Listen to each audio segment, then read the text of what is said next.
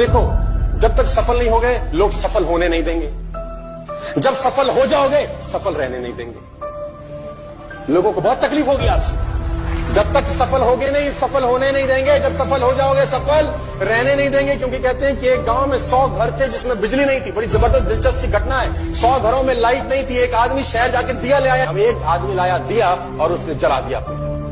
अब शाम तक तो कोई तकलीफ नहीं थी। जैसी शाम हुई और वो रोशनी बाकी के बाकी पूरे गांव में पहुंची कि एक के घर में दिया और बाकी 99 टैं टैं टैं। अब बराबरी करने के 2 रास्ते हैं कि वो 99 लोग भी बाजार जाएं, अपना दीवा लाएं और जलाएं, या वही लोग करेंगे क्योंकि वो आसान काम है उनके लिए। और वो लोग करते हैं आपके साथ कि नहीं कर। अपना जलाना मुश्किल है, तुम्हारा बुझाना